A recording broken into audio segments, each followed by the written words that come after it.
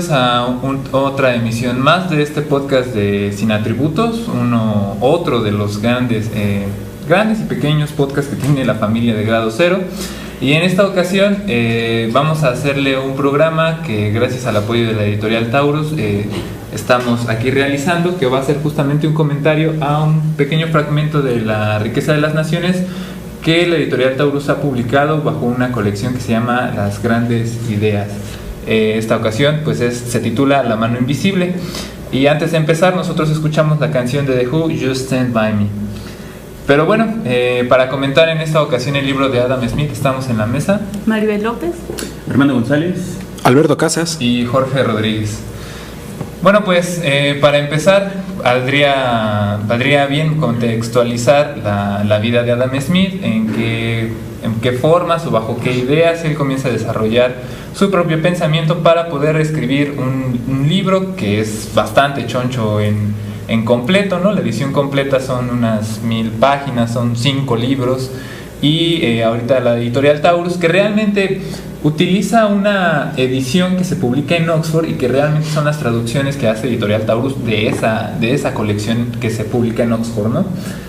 Pero bueno, ¿cómo es que llega Adam Smith a publicar La riqueza de las naciones? ¿Qué ideas están ahí? Va a ser un poco de lo que vamos a estar comentando en estos 40-30 minutos de programa, en el cual ojalá nos acompañe. Pero bueno, ya para no aventar más rollo, ¿no? ¿Quién fue Adam Smith? Adam Smith no se sabe bien la fecha en la cual nace. Se sabe que nace por ahí en junio de 1723 en un pueblo de la costa de Escocia llamado Kirkcaldy. Se tiene una fecha más o menos exacta de la fecha de su bautizo, que es el 5 de junio. Esa es la única más o menos referencia que tenemos. Desde niño no conoció a su padre murió unas 3 semanas antes de que él naciera, y su madre fue, digamos, su compañera más fiel. Él nunca va a dejar de vivir con su madre y viceversa. De hecho, su madre le va a sobrevivir unos años después de la muerte de Adam Smith. Adam Smith va a ingresar a la Universidad de Glasgow, después va a continuar unos estudios en Oxford, y todos van a ser justamente en filosofía. A eso de 1740 es cuando entra en Oxford, y de hecho él tiene algunas reflexiones sobre la universidad que no le gustaban mucho, que mencionaba que la universidad no era del todo lo que él esperaba, ¿no? Que incluso era una mala universidad en aquel entonces, claro está. Algo curioso es que ingresó a los 14 años de edad, ¿no? Algo temprano. Muchos nos hemos tardado, nosotros en salir. Y bueno, dado las grandes amistades que se va a hacer Adam Smith, porque a lo largo de su vida ustedes se van a ver que va a empezar a conocer a gente como Voltaire, Turgot, Quesnay, algunos incluso participantes de la independencia de Estados Unidos, ¿no? Va a tener mucha influencia allá. Y en 1748 da unas conferencias en Edimburgo. Estas conferencias son importantes porque de ahí lo van a llamar para una cátedra en Glasgow en 1751, y va a empezar un periodo de investigación sobre Adam Smith, ¿no? Esos 8-9 años se los va a dedicar a la publicación de su primer libro, que se llama La teoría de los sentimientos morales. Es curioso porque en este libro anuncia que él tiene un plan justamente para comprender la realidad social, ¿no? Adam Smith está muy influenciado por la escuela de filosofía moral escocesa, que tenía una también influencia muy fuerte sobre lo que había hecho Newton, similar a las ciencias físicas o naturales. La escuela escocesa lo quería hacer, pero para las ciencias sociales. Entonces Adam Smith se plantea, incluso de hecho lamentablemente no tenemos mucho publicado de Adam Smith al español, solamente contamos con estos 3 textos, que es La teoría de los sentimientos morales, La riqueza de las naciones, y unas lecciones que realmente son notas de sus alumnos, que se llaman lecciones de jurisprudencia. Pero hay un ensayo que está en las obras completas en inglés, que es justamente sobre la historia de la astronomía, y es muy curiosa la influencia que Newton ejerce sobre Adam Smith. Bueno, entonces lo que él se plantea en la teoría de los sentimientos morales es justamente comprender o proponer una gama que se inicia con este libro para comprender a la sociedad, pero como sistema, y teniendo un centro de gravedad. ¿Cuál es el centro de gravedad? La teoría justamente de los sentimientos morales y el interés de cada individuo. De hecho, hay muchos autores que plantean que hay una especie de 2 Adam Smiths, ¿no? Uno que está en la teoría de los sentimientos morales, que habla más que nada sobre el sentimiento de empatía, y otro que está en la teoría en la riqueza de las naciones, que es justamente un Adam Smith que ya se plantea el sentimiento del egoísmo, ¿no? Un sujeto que es propio y que nada más está velando por sus intereses, mientras que en la teoría de los sentimientos morales hay un personaje en Adam Smith que pareciera que se preocupa por la globalidad de la sociedad, ¿no? ¿Ustedes qué opinas de eso? Porque Armando me estaba comentando algo. Bueno, sí, es algo polémico porque hay, digamos, entre los estudiosos de Smith, como bien apunta George, se dividen en dos, ¿no? Los que dicen que primero solamente trata la empatía y que después solamente trata el egoísmo, y entonces nos queda su famosa frase de la mano invisible como su principal legado, pero en realidad algunas otras vertientes dicen que no, que hay una especie de continuidad o de complementación entre los dos principios que estarían ambos presentes en la naturaleza del ser humano. Así, por ejemplo, el egoísmo no generaría la destrucción del humano. Por ejemplo, si a mí me conviene matar a alguien, no lo voy a matar, precisamente porque la empatía es la que impide que el egoísmo llegue más allá de cierto límite, ¿no? Claro. Entonces, esto nada más anótenlo. Ahorita estamos haciendo el contexto rápido de la vida de Adam Smith, porque va a ser importante. Después de la teoría de los sentimientos morales, Adam Smith va a adquirir una fama importante en Escocia, no solamente en Escocia, sino también en Inglaterra, y va a empezar a crecer su fama. De hecho, y por aquí se viene gestando el origen de la riqueza de las naciones.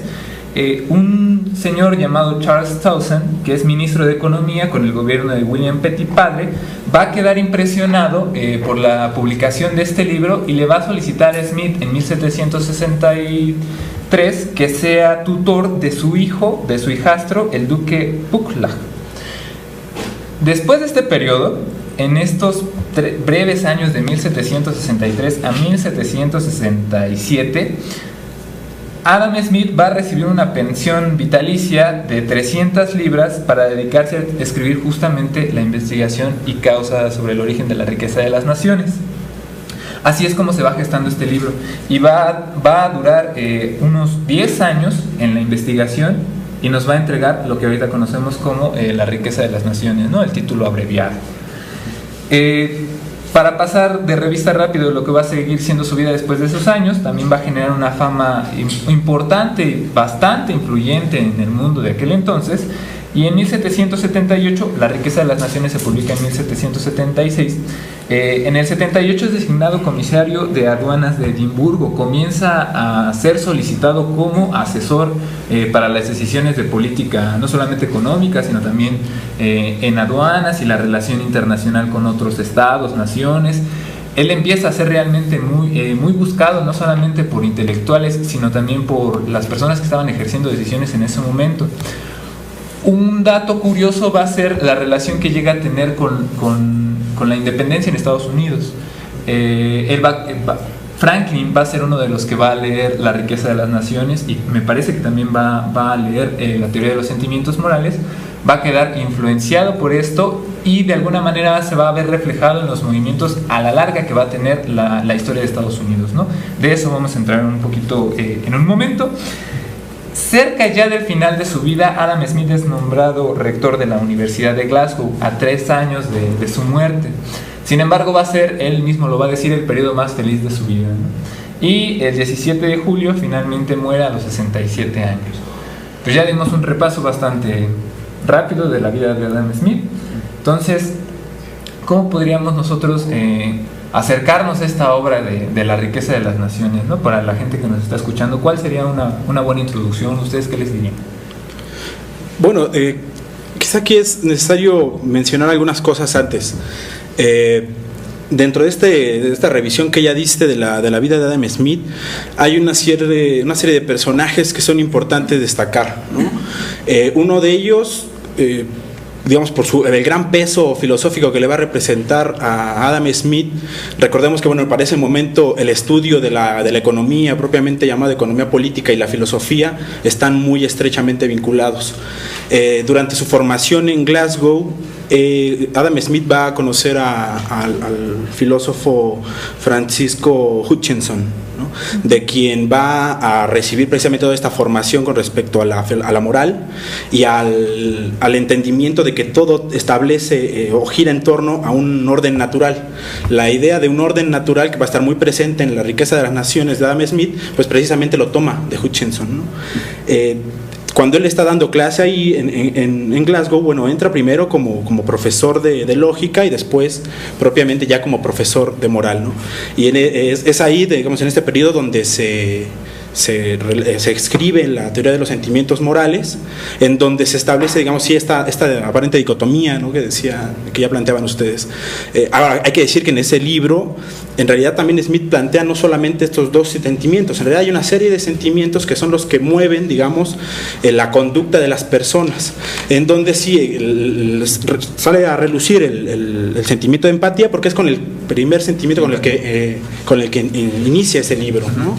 Entonces, pero también existen otros, como el sentimiento por el trabajo, el sentimiento por la propiedad, ¿no? Que después van a estarse condensando en La riqueza de las naciones, y precisamente ahí quizás exista este camino que hace que de repente existan estas divergencias sobre si hay un Adam Smith, digamos, como que se ha retractado de algunas ideas o si realmente las ha ido relacionando, ¿no? Lo importante quizás de entrarle al estudio de La riqueza de las naciones es que se trata de una obra que en realidad marcó toda una figura de pensamiento, y se puede decir que, bueno, hay quienes asumen que el estudio de la economía propiamente como ciencia, algunos se la adjudican al surgimiento de esta obra, porque Adam Smith construye todo un sistema lógicamente determinado y girando dentro de esa tendencia a un orden natural que establece una cierta figura que se ha entendido de cientificidad sobre la economía. No por nada, digamos, Adam Smith es considerado precisamente en ese sentido como el padre de la economía, ¿no? Sin embargo, bueno, hay otra serie de elementos. No se trata de cualquier persona y además no se trata tampoco de cualquier obra. Quizás es una obra que paradójicamente sea tan conocida, solamente comparable con la poca lectura que se ha hecho de ella. O sea, es una obra que todos los que estudiamos economía, digamos particularmente, o alguna ciencia social, nos encontramos circunstancialmente dándonos de topes con el nombre de este personaje o de su obra, pero tristemente pocas veces se lee. Entonces, en este sentido, este libro, que como bien mencionaba Jorge, es un extracto, digamos, de la obra, que es en realidad mucho más grande, pero sirve adecuadamente como para hacer una introducción a esa obra, ¿no? Entonces, bueno, creo que esa sería una cuestión.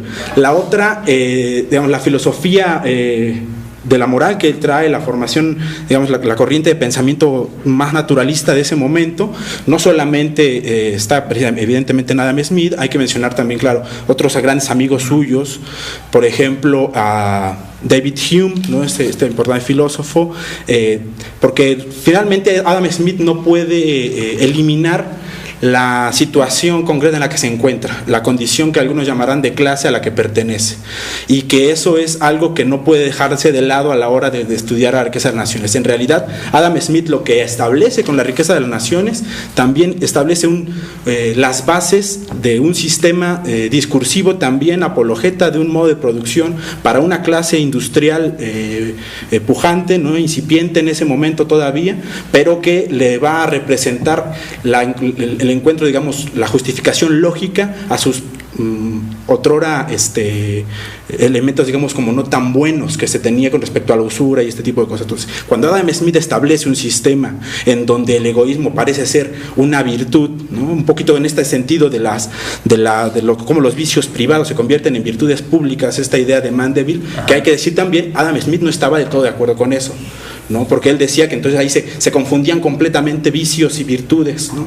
Que ese es el Adam Smith que aparece más en la teoría de los sentimientos morales. Entonces, para él es cierto que ahora se ha hecho rajatabla pensando que Adam Smith era un apologeta del sentimiento del egoísmo como mecanismo funcionador de la conducta de las personas, y que en ese sentido, al estar interactuando colectivamente, sus actividades motivadas aparentemente por este mero egoísmo se enfrentaban a las de otras personas. Dice, entonces, cuando Adam Smith plantea esto en la teoría de los sentimientos morales, que es donde aparece por primera vez esta idea de la mano invisible, pues él está en esta idea de, bueno, sus acciones, dice, parece que están movidos por una mano invisible y al final de cuentas sus propios beneficios en realidad repercuten en los beneficios públicos y así se genera, digamos, un bienestar colectivo, ¿no? Sí, que de hecho lo que está diciendo Beto tiene varias implicaciones y varios puntos a debate, ¿no? Cuando mucho de la dicotomía, ahorita para recuperar lo de los sentimientos que hablaba Alberto, que justamente no solo es la simpatía, corregimos, no es la empatía, es la simpatía. También hay otro importante que de hecho puede ser uno de los puentes que conecta la teoría de los sentimientos morales con la investigación de la riqueza de las naciones, que es el sentimiento de justicia. Pero para entrarle a esto, mucho sirve, de hecho, la primera nota que pone la editorial Taurus en la portada del libro, que es justamente a veces la más conocida, ¿no? Que menciona: no es la benevolencia del carnicero, el cervecero o el panadero de donde cabe esperar nuestro almuerzo, sino de la atención a su propio interés. Si comparamos esta cita con la que encontramos en la teoría de los sentimientos morales, que menciona: por más egoísta que se pueda suponer al hombre, existe evidentemente en su naturaleza algunos principios que le hacen interesarse por la suerte de los otros y hace que la felicidad de éstas le resulte necesaria, aunque no derive de ella nada más que el placer de contemplarla. Si ustedes se fijan en las dos citas, sí, cualquiera podría caer en la cuenta de que realmente hay dos Adam Smiths, ¿no? Uno que se preocupa más por un sentimiento meramente de su propio interés y otro que busca dentro de la felicidad de los demás también su propia felicidad, ¿no? Aquí es importante no irse, digamos, con la primera intuición, sino recordar el concepto que Adam Smith tiene también de justicia. Adam Smith, justamente también tratando de rebatirle no solamente a Mendeville, sino también a Hobbes, la situación de este sujeto anárquico, ¿no? Que muchas veces incluso también se le achaca a Adam Smith, padre de un capitalismo salvaje o incluso una fuerte influencia o presencia dentro del pensamiento neoliberal. Eso no es del todo correcto. Y esto se puede demostrar a través del concepto justamente de justicia. ¿Qué es la justicia? Smith lo plantea como un sentimiento moral negativo. Es decir, la justicia solo la puede desear aquel al cual le han hecho alguna injusticia. Pero como tomar o hacerse la justicia es algo básico para mantener no solamente las condiciones de sociabilidad, sino también las condiciones de posibilidad para continuar el proceso económico, la justicia es algo esencial en la formación no solamente de la sociedad, sino de su desarrollo económico. Entonces, realmente también lo que busca el sujeto no solamente es su interés propio, sino y sobre todo también la conservación, la permanencia de esta justicia. Ojo, no quiere decir que el sujeto de Adam Smith siempre se tenga que dirimir entre bueno y malo, no, sino que realmente lo que está haciendo Adam Smith es proponer un sujeto por el cual existan las condiciones para que el sistema económico y el sistema social pueda seguir adelante.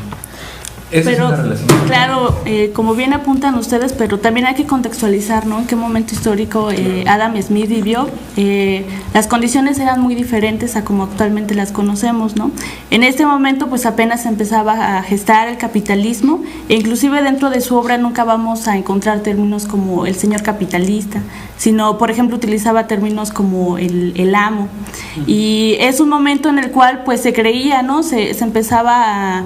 ¿Qué estaba sucediendo en Norteamérica, ¿no? Se ve fuertemente influenciado por eso, porque en ese momento se tenía la idea de que uno podía viajar a Norteamérica y era como el país, ¿no? De las grandes esperanzas, donde uno podía volverse rico. Y justo también ahí viene como justificado, ¿no?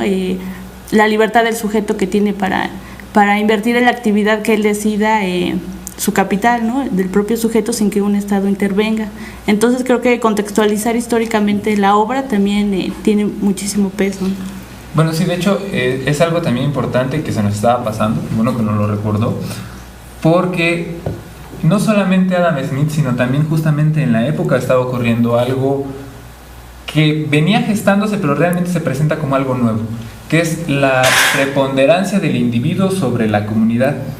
Y de hecho, la capacidad del individuo para poder gestarse y autodeterminarse, por ejemplo, sin la necesidad de algún tercero, como podrían ser las teorías del Estado.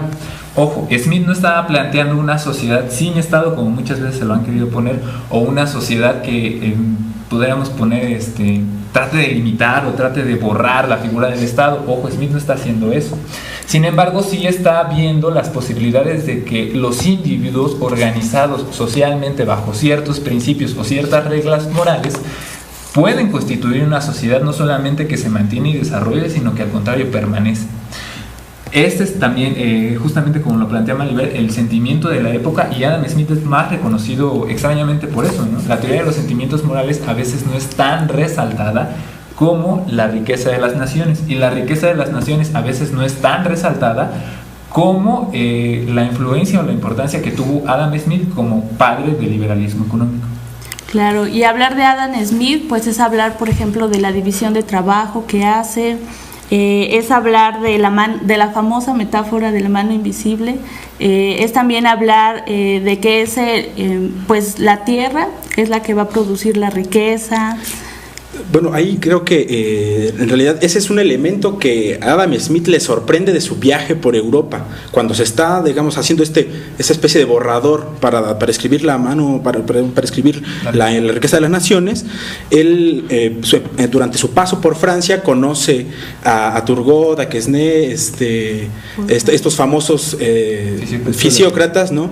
Que a diferencia, digamos, de que en ese momento se está digamos, todavía se encontraba con cierta importancia esta concepción mercantilista de que la riqueza estaba asumida por la capacidad de acumular metales preciosos. Cuando Adam Smith pasa por Francia y conoce a los fisiócratas, se da cuenta, bueno, que cuando menos los fisiócratas traen una idea de que hay un mecanismo generador de la riqueza, que para ellos es que solamente la tierra, digamos, la agricultura puede generar o puede ser fuente de riqueza. Adam Smith no sigue esa línea. Para Adam Smith es el trabajo precisamente, ¿no? Entonces ese es un elemento que le va a atribuir precisamente a Adam Smith una suerte de ruptura, digamos. Hay que decir que desde Petty ya ya se encuentra esa dialéctica, sí, digamos, la famosísima frase de Petty, ¿no? El trabajo es el padre de la riqueza y la tierra su madre, ¿no? Claro. Hay que decir que sí tiene cierta influencia de la fisiocracia en el sentido de concederle al trabajo manual importancia, ¿no? Y lo que él agrega es que la manufactura, quizá por las condiciones precisamente en las que vive, ¿no? Se cuenta que en su infancia, muy cerca de donde vivía, había una fábrica de alfileres, ¿no? Y es muy curioso que en La mano invisible, bueno, pues él pone de ejemplo una fábrica de alfileres. En La riqueza de las naciones, ¿no? Ah, sí, perdón. Sí. Bueno, Mano invisible en esa edición. Mano invisible en Editorial Taurus.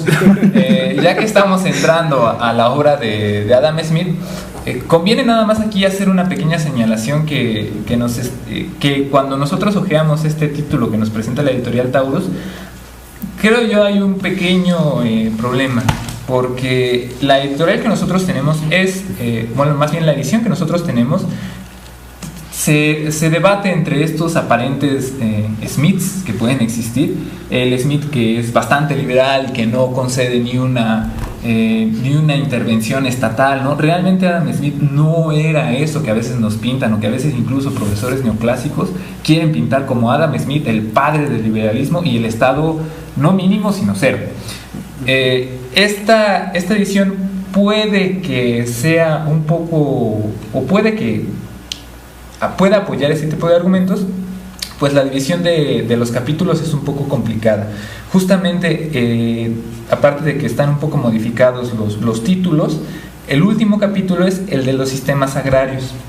Sin embargo, si nosotros observamos en la edición más completa que podamos encontrar, se llama de los sistemas agrarios, o sea, de aquellos sistemas de economía política que considera el producto de la tierra como la única o la principal fuente de riqueza del país. La consideración que está poniendo, o el acento que está poniendo aquí, es sumamente importante, porque él va a comenzar justamente el libro de la riqueza de las naciones haciendo una distinción entre los sistemas de economía política agrarios y los sistemas de economía política mercantiles, ¿no? y donde él empieza a ver justamente la producción de la riqueza, digamos, real, abundante, constante, es en esta parte de los sistemas mercantiles, ¿no? Por eso le importa tanto la división del trabajo, que es con el primer capítulo con el que inicia, ¿no? Sí, digamos, la riqueza de las naciones, hay que decir que originalmente está compuesta, digamos, por 5 grandes libros. El primero de ellos tiene que ver precisamente con la producción, la distribución y el cambio de la riqueza. El segundo libro se lo destina propiamente a la figura de capital. El tercero a la diferencia, a las diferentes formas de política económica que analiza, que existen en ese momento. El cuarto a los sistemas de economía política, y el quinto destinado propiamente al Estado o a la figura que tiene el Estado en la economía, generalmente entendido como este libro que Adam Smith destina a las finanzas públicas. O de los ingresos del soberano, claro. Que de hecho es curioso, ya para ahora sí entrar en materia, nada más esta nota al pie. Este libro quinto, que es más justamente sobre cuáles son las incidencias que puede tener el Estado, dónde puede participar, bueno, más que nada el Estado, el soberano, perdón, corrijo, aparece no en la primera ni en la segunda edición del libro, sino aparece hasta la tercera edición del libro.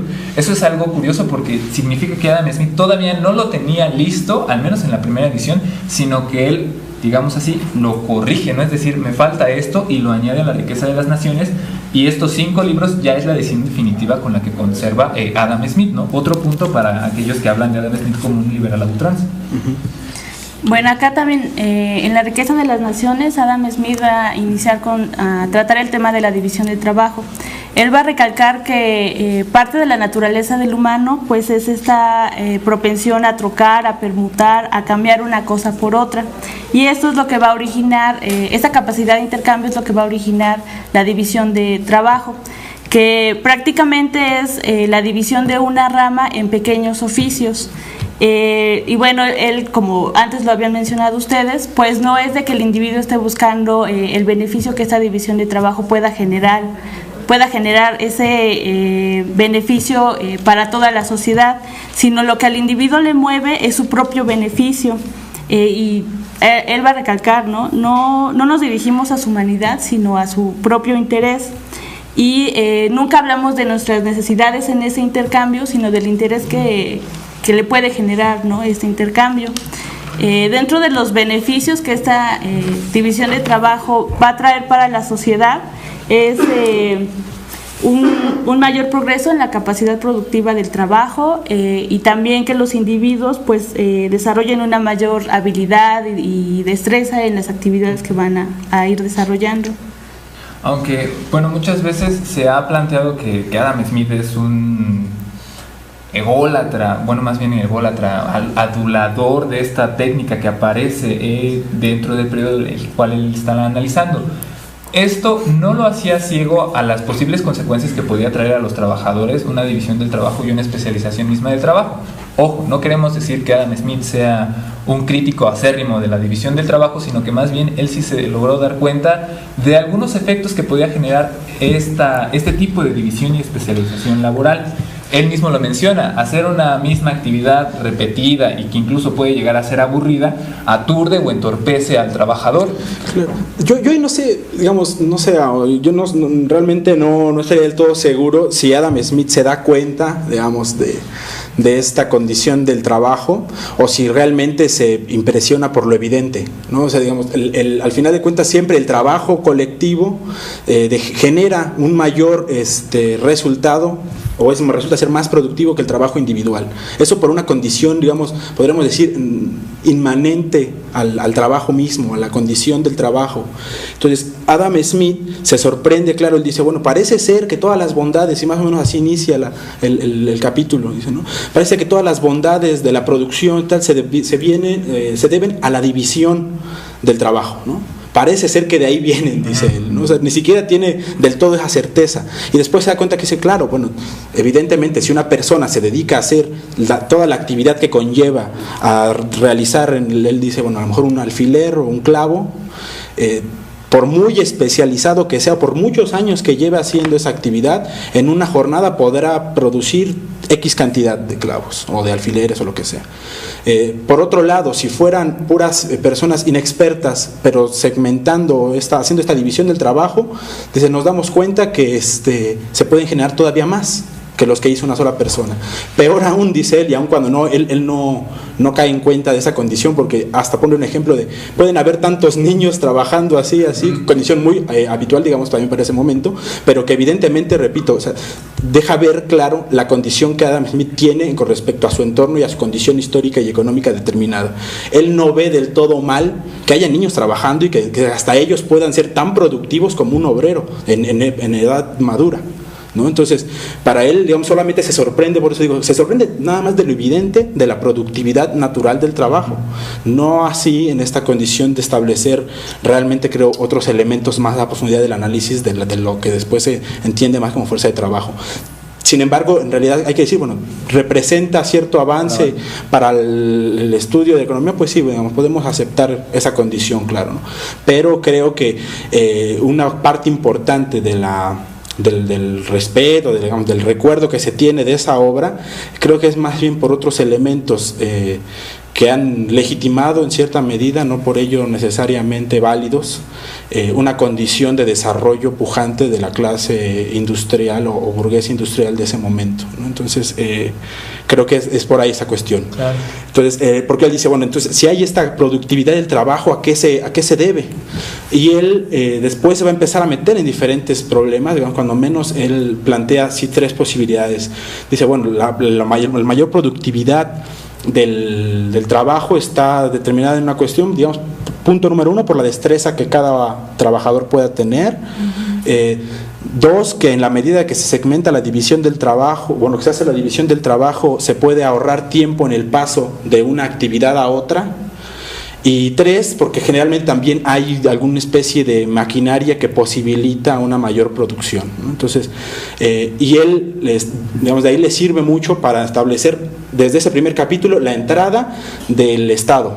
Por ejemplo, yo traía aquí una cita que encontré en las primeras páginas de ese primer capítulo, donde él dice: la aplicación de la división del trabajo a otras áreas deviene, en una sociedad mejor gobernada, si es una sociedad mejor gobernada, a que se genere una opulencia que se derrama hasta las clases inferiores del pueblo, si la sociedad, repito, es bien gobernada. Entonces, de entrada aquí esta cuestión, cualquier parecido con todavía hoy las ideas que conciben el desarrollo económico como potenciar a quienes tienen la clásica teoría del derrame, ¿no? Claro, ¿no? Pones todo arriba y en algún momento se va a caer. No es mera coincidencia, ¿no? De hecho, ahorita que lo van mencionando y que estamos entrando al tema de la productividad, Adam Smith marca justamente como una condición natural, es decir, algo que los humanos traen intrínsecamente, la condición del intercambio del trueque. Claro. Y de hecho este es un punto importante porque cuando Adam Smith comienza a hablar sobre cómo se podría gestar, desarrollar u organizar una sociedad, él menciona que dice, bueno, una sociedad puede funcionar bien organizadita si 1, hay justicia, y 2, no necesita haber empatía entre los sujetos, no necesita haber amor, no necesita haber condiciones de afecto, de cariño, de sociabilidad, porque tienen esta condición intrínseca al trueque. Eso significa que el mercado como forma de intercambio social puede bien regular la misma condición social, ¿no? Es decir, claro, buscando mi propio interés, llego yo al mercado y esa relación entre sujetos puede ser bastante impersonal. Puedo no tener ninguna relación con el otro tipo y sin embargo así, si se conserva la justicia, puede desarrollarse una sociedad.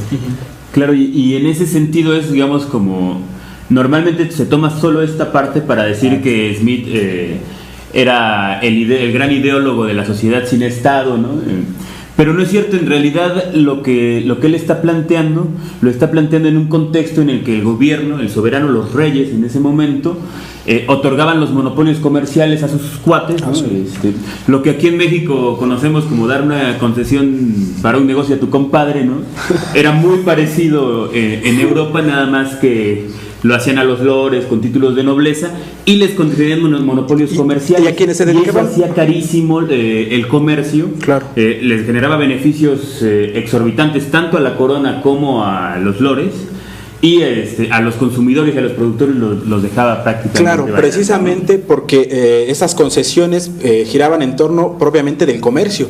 El comercio, que es este elemento característico de las condiciones mercantilistas de acumulación de metales. Entonces, para ellos, el Estado, que cuando les otorgaba cierta concesión, pues entonces decían, no, este Estado que está participando en las condiciones económicas o el desarrollo de las actividades económicas, en realidad está generando condiciones propicias para el desarrollo de monopolios. Entonces, y Smith ponía y dice, bueno, cuando las posibles políticas económicas, eso viene, digamos, en la parte que destina precisamente a las finanzas públicas, cuando viene una colaboración o alguna opinión de este tipo de personas, dice él, ¿no? Digamos, de este tipo de comerciantes, entre comillas o a término seco, dice, hay que dudar de entrada de ellos, dice, porque sabemos que ellos lo que quieren es simplemente acumular capital, o en este caso, digamos, dinero nada más, y entonces, digamos, cualquier idea que venga de ellos puede ser de entrada, tenemos que dudarla y analizarla concienzudamente durante mucho tiempo, y hasta después de que veamos que ya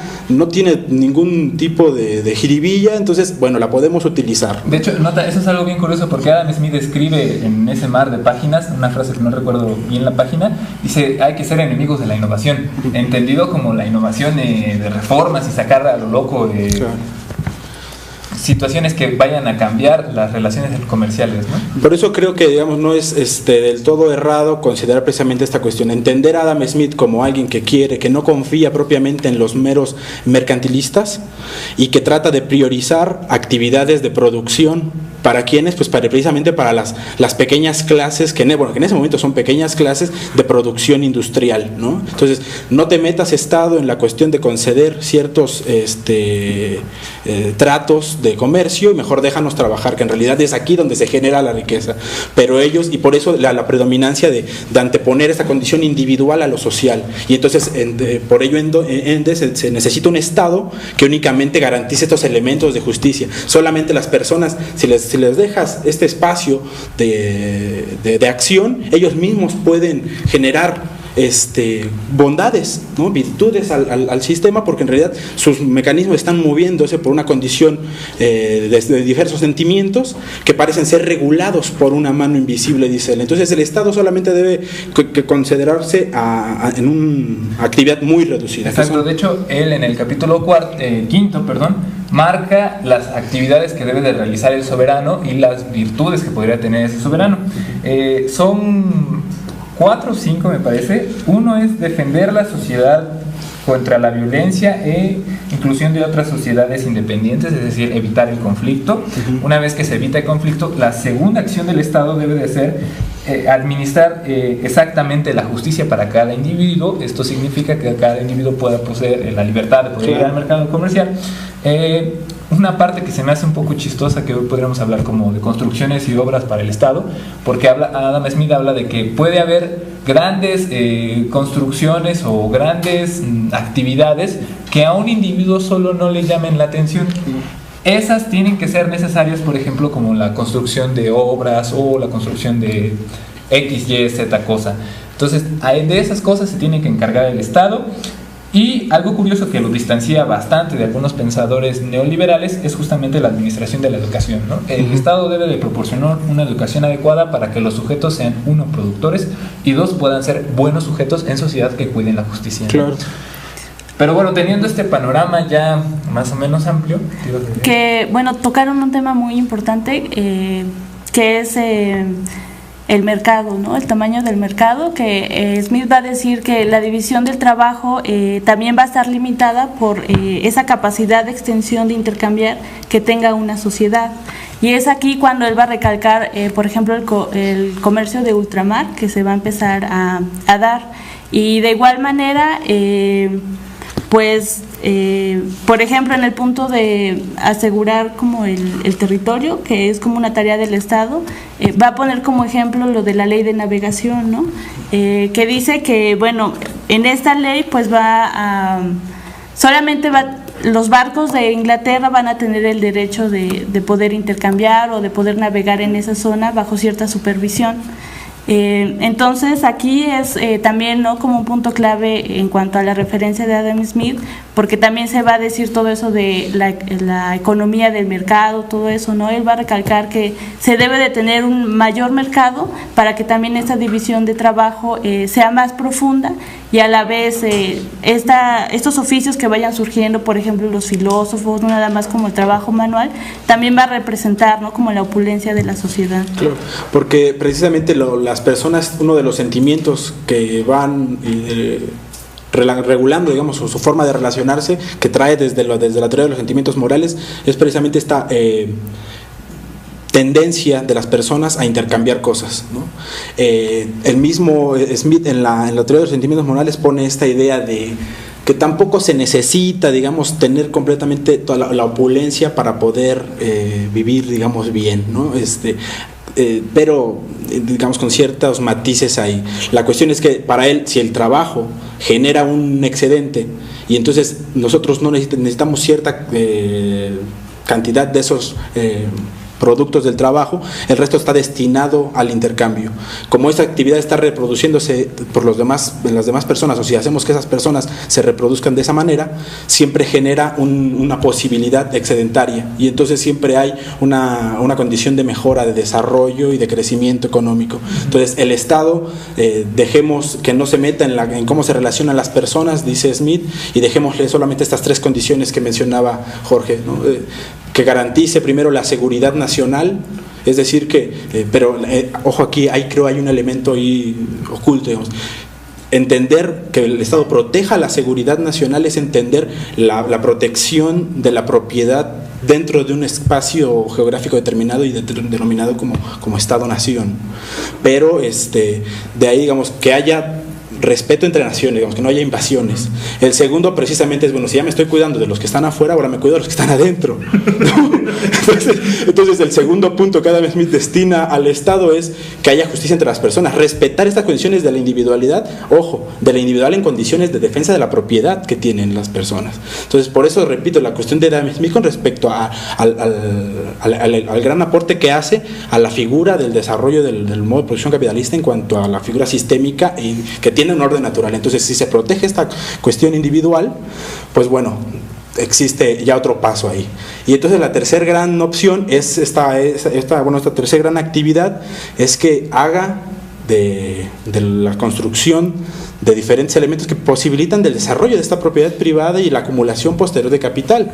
Cuando un capitalista no puede llevar a lo mejor una mercancía de punto A al punto B porque le saldría muy caro llevarlo, bueno, ¿qué les parece si hacemos que el Estado construya una carretera del punto A al punto B? Esa carretera que, le servirá a todos, es una cuestión pública, pero que en realidad también posibilita el desarrollo de la acumulación capitalista en ese momento del capitalista del punto A al B y el tránsito de mercancías. Aquí hay una cuestión interesante porque aquí se está de nuevo esta idea de la tendencia a intercambiar, que como dice bien Maribel, representa ser una frontera al tamaño de la división del trabajo.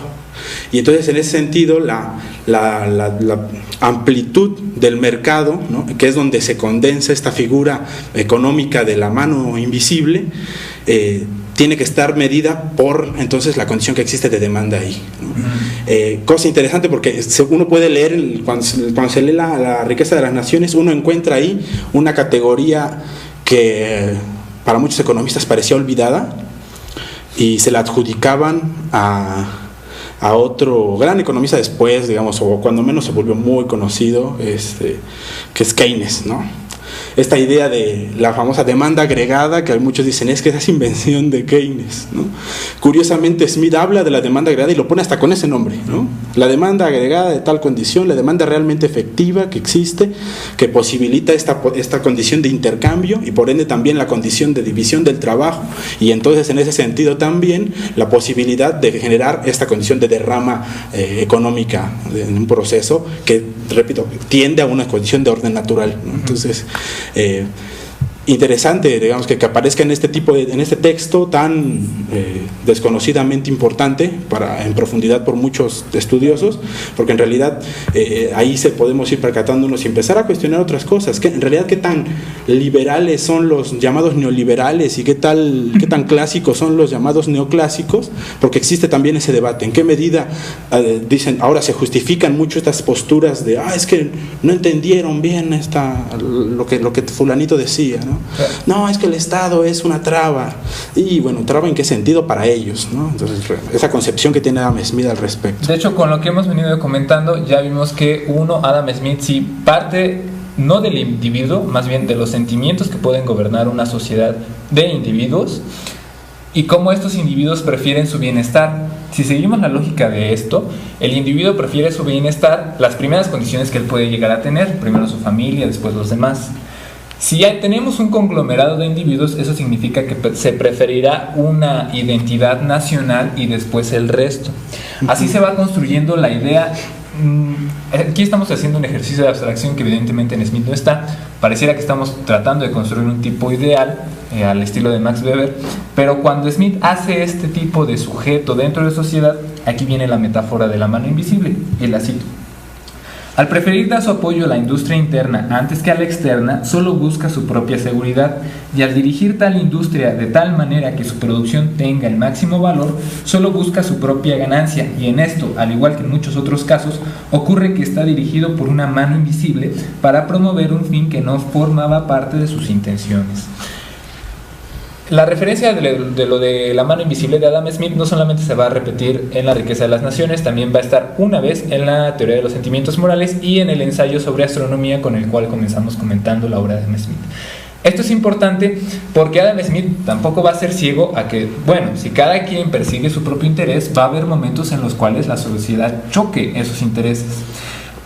La sociedad sí se agrupa en clases, y esto es lo bonito también de la economía política clásica, que habla o recupera o inicia el discurso justamente sobre el origen de las clases.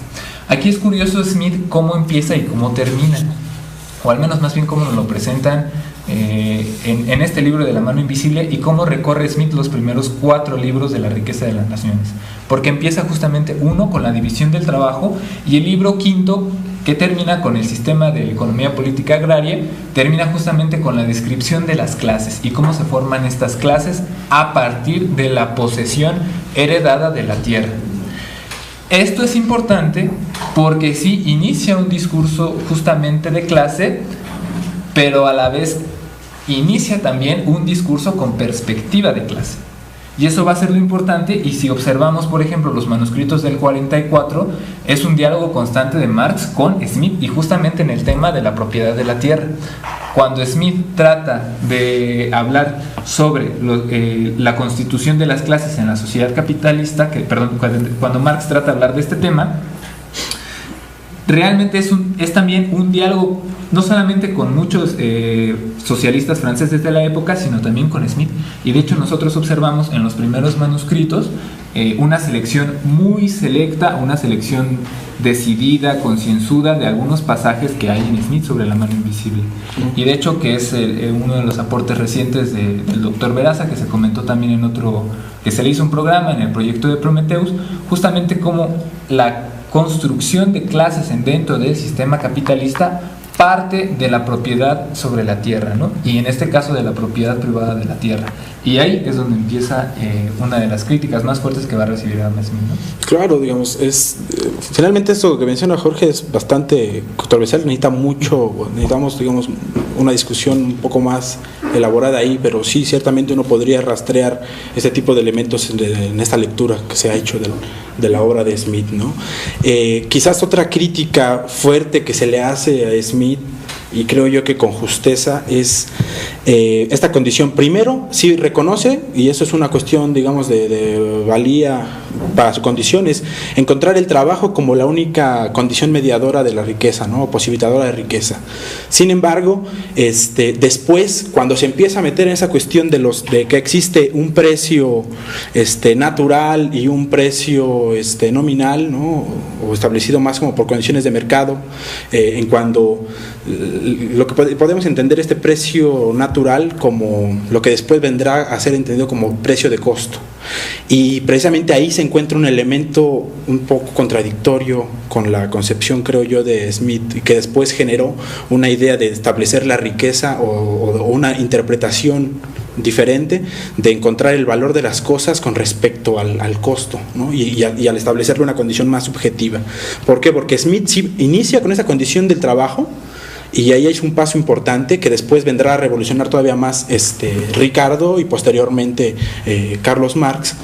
Pero digamos, hay algo que se debe entender, digamos, del dinero. El dinero no genera dinero como por generación espontánea. La tierra no genera tierra por generación espontánea, es decir, de ahí no puede venir la riqueza. Es curioso que Adam Smith sí plantea esta posibilidad, se sorprende de la potencia de desarrollo y creación que tiene el trabajo, y después, en sus confusiones con respecto al valor real de las cosas o el valor que tienen las cosas, empieza él a destinar más importancia a la condición de los diferentes elementos que integran una producción. Y aquí vino, digamos, a ser bastante conflictiva esta idea, porque reconocer que solamente el trabajo puede generar ese valor, tiene que haber entonces una condición de que hay una extracción, que aunque Smith no lo plantea en ese sentido, no lo ve porque quizás atenta a su condición o por su condición precisamente históricamente determinada, no lo puede ver. Pero él se establece esta idea. Muchos de los economistas posteriores en la línea de Adam Smith no reconocen la condición de la teoría de valor-trabajo, porque el reconocer su validez tendrían que reconocer la condición de explotación que existe girando en torno a la teoría del valor-trabajo.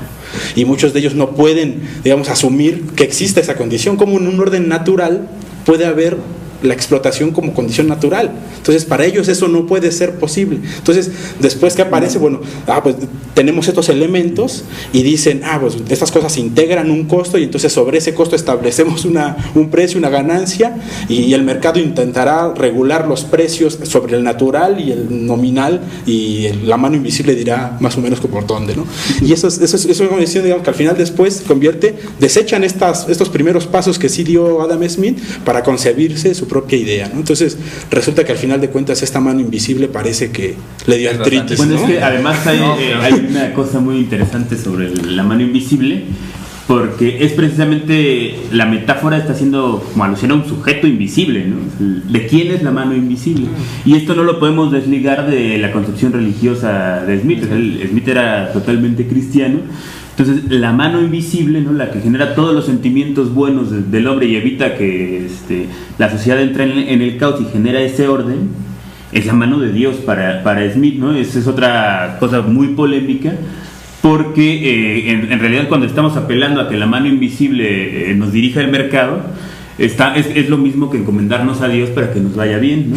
De hecho, en la riqueza de las naciones ya no hay tantas referencias como sí las hay en la teoría de los sentimientos morales. En la teoría de los sentimientos morales aparece la referencia de la mano invisible, pero también aparecen frases como el autor de la naturaleza, el hacedor del mundo, el hacedor de la naturaleza, refiriéndose justamente a esa deidad.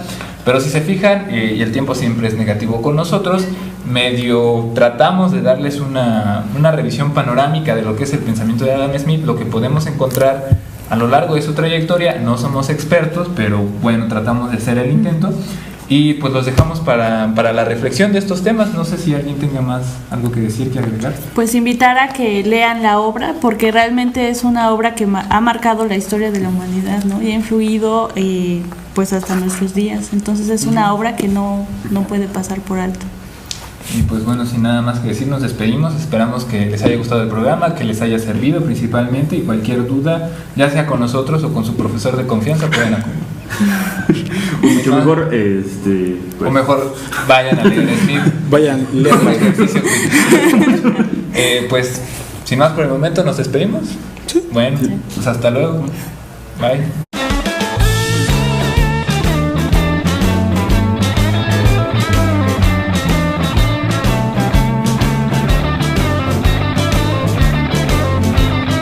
Compañera más fiel.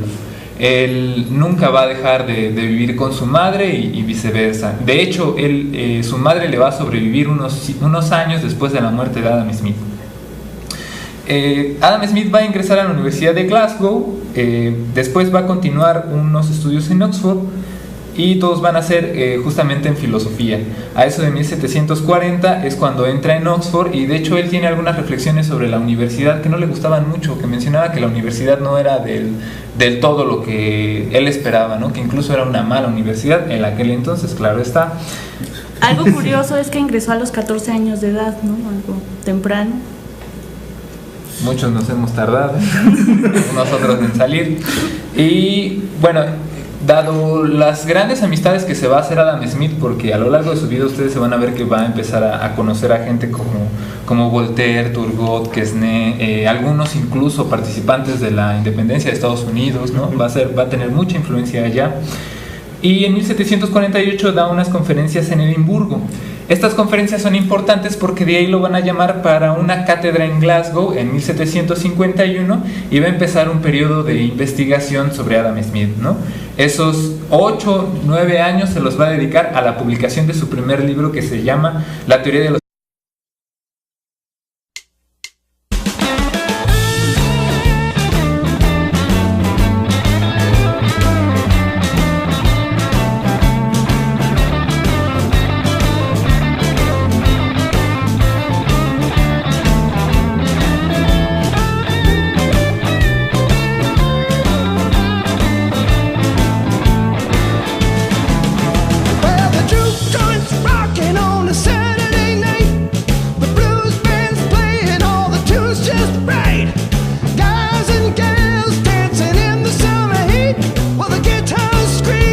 Bienvenidos a otra emisión más de este podcast de Sin Atributos, otro de los grandes y pequeños podcasts que tiene la familia de Grado Cero.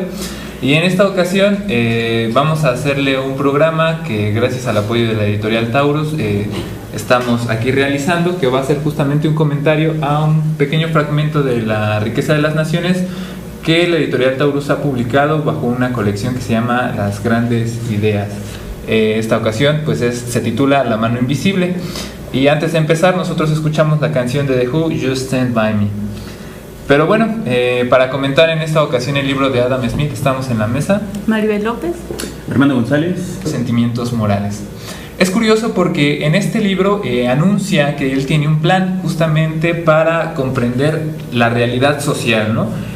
Adam Smith está muy influenciado por la escuela de filosofía moral escocesa, que tenía una también influencia muy fuerte sobre lo que había hecho Newton, similar a las ciencias físicas o naturales. La escuela escocesa lo quería hacer, pero para las ciencias sociales. Entonces Adam Smith se plantea, incluso de hecho lamentablemente no tenemos mucho publicado de Adam Smith al español, solamente contamos con estos 3 textos, que es La teoría de los sentimientos morales, La riqueza de las naciones, y unas lecciones que realmente son notas de sus alumnos, que se llaman lecciones de jurisprudencia. Pero hay un ensayo que está en las obras completas en inglés, que es justamente sobre la historia de la astronomía, y es muy curiosa la influencia que Newton ejerce sobre Adam Smith. Bueno, entonces lo que él se plantea en la teoría de los sentimientos morales es justamente comprender o proponer una gama que se inicia con este libro para comprender a la sociedad, pero como sistema, y teniendo un centro de gravedad. ¿Cuál es el centro de gravedad? La teoría justamente de los sentimientos morales y el interés de cada individuo. De hecho, hay muchos autores que plantean que hay una especie de 2 Adam Smiths, ¿no? Uno que está en la teoría de los sentimientos morales, que habla más que nada Alberto Casas y Jorge Rodríguez. Bueno, pues para empezar, valdría bien contextualizar la vida de Adam Smith, en qué formas o bajo qué ideas él comienza a desarrollar su propio pensamiento para poder escribir un libro que es bastante choncho en completo, ¿no? La edición completa son unas 1000 páginas, son 5 libros, y ahorita la editorial Taurus, que realmente utiliza una edición que se publica en Oxford y que realmente son las traducciones que hace editorial Taurus de esa colección que se publica en Oxford, ¿no? Pero bueno, ¿cómo es que llega Adam Smith a publicar La riqueza de las naciones? ¿Qué ideas están ahí? Va a ser un poco de lo que vamos a estar comentando en estos 40-30 minutos de programa, en el cual ojalá nos acompañe. Pero bueno, ya para no aventar más rollo. ¿no? ¿Quién fue Adam Smith? Adam Smith no se sabe bien la fecha en la cual nace, se sabe que nace por ahí en junio de 1723 en un pueblo de la costa de Escocia llamado Kirkcaldy. Se tiene una fecha más o menos exacta de la fecha de su bautizo, que es el 5 de junio. Esa es la única más o menos referencia que tenemos. Desde niño no conocía a su padre murió unas 3 semanas antes o semanas antes de que él naciera, y su madre fue, digamos, sobre el sentimiento de empatía.